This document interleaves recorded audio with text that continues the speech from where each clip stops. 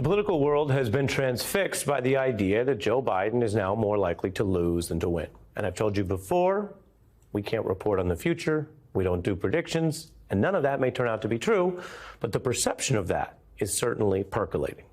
And that does a number of things. One of them may actually help Joe Biden if he remains the nominee. Let me explain. Is this a story about Joe Biden's fitness in those questions? Is it a story about Donald Trump's fitness, which has been called into question for many reasons? Or is it also a story, and thus a campaign, about what Donald Trump would do with a second term and whether it would be different or even worse than his first? And that brings us back to Project 2025, the Conservative Heritage Foundation leading this draconian and at times extreme policy plan, which has all been written out, a 900-page sort of wish list or proposal for the second term. Why are they writing it out? Well, they may want to push Donald Trump even farther than what he's running on. Controversial ideas like completely gutting the DOJ of its independence and nonpartisanship, further expanding the power of the presidency, which could include more use of the military or violence or rounding up protesters or attacking free speech right here at home, and replacing White House employees with the kind of loyalists who would not step up to Donald Trump the way some of them did, as you may recall, during his first term. And if you're watching this and thinking you liked some of what he did in his first term, okay, what about what he did on January 6th? And what about the people, the police, the National Guard, who stood up to him rather than full board join a coup? Some of that is in doubt. Some of that is up for grabs, at least according to the people pushing some of these extreme measures. And Donald Trump himself seems to understand what I mentioned earlier, that a full awareness of what his team might want to do could make it less likely that he still gets elected. He's saying he doesn't even really know who these folks are, and he's not a 2025 guy, though he also even then said he wishes them luck. Here's what he said 2 years ago, though.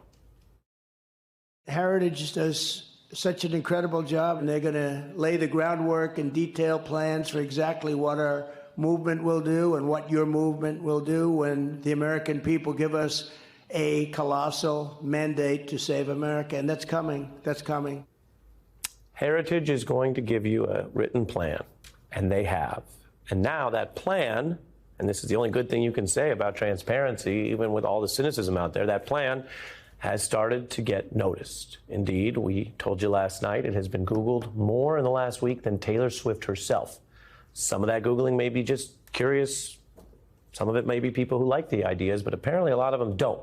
Donald Trump now, this month, claiming he has nothing to do with 2025. The New York Times editorial board, which has blasted Joe Biden and called him to leave the race, is today saying Donald Trump is unfit to lead and calling him, quote, dangerous. That puts the Times in the category of so many voters, the so-called double haters who don't like either of these choices.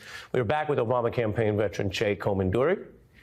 You know how we do it, Che. We follow the evidence. We look at everything. We discuss some of the problems facing Joe Biden. Turning to Donald Trump, it would appear that even he knows it's a problem if people simply read what his folks, his aides, Stephen Miller and others, have written down as their plans for his second term. Why do you think he's running from this? Well, he knows it's politically toxic.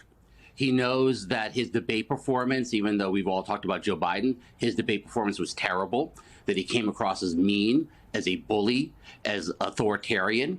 And he has seen the fact that his campaign has failed to pick up any real support among suburban women. Suburban women are an important swing group in this election. They swung away from Hillary Clinton in 2016. They swung to Joe Biden in 2020. They are right now on the fence in this election, and he needs to soften the edges of a potential Trump 2.0.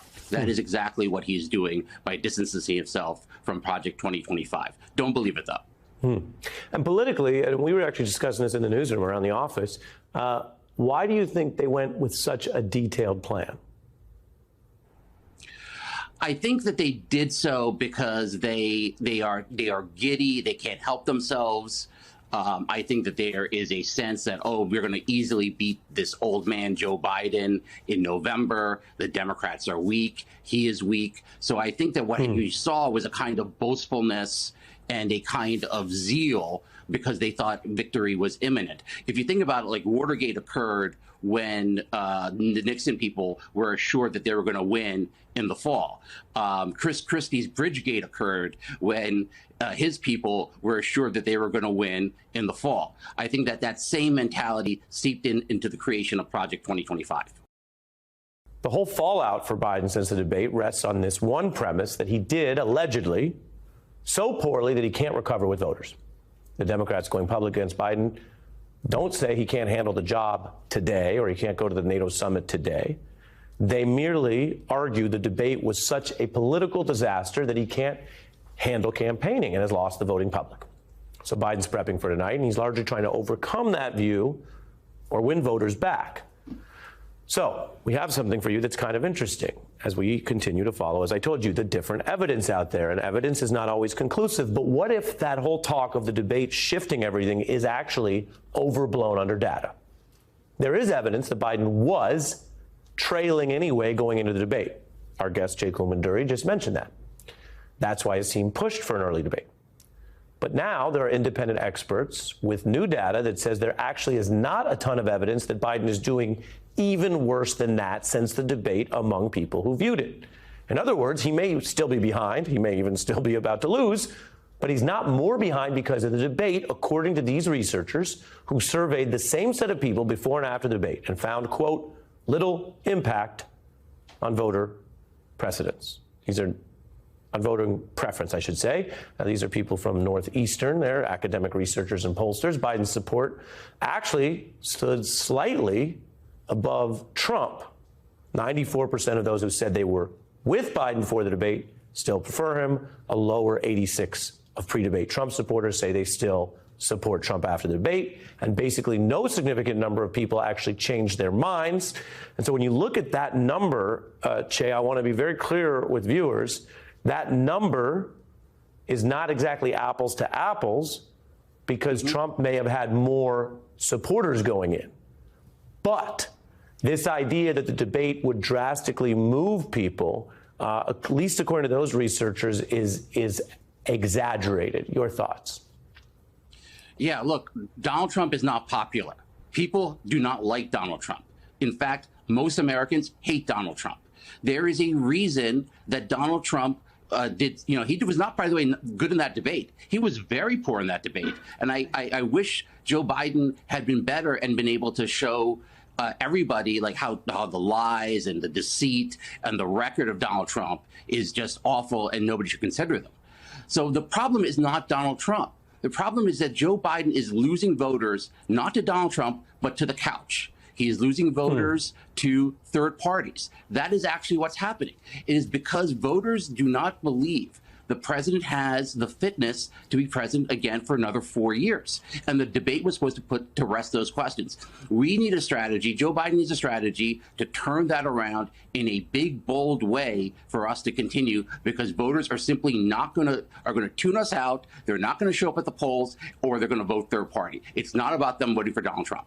Hey there, MSNBC fans. I'm Luke Russert, and be sure to join me, Rachel Maddow, Jen Psaki, Lawrence O'Donnell, Steve Kornacki, Joy Reid, and many more September 7th in Brooklyn, MSNBC Live Democracy 2024. Click on the link for ticket information. We will see you there.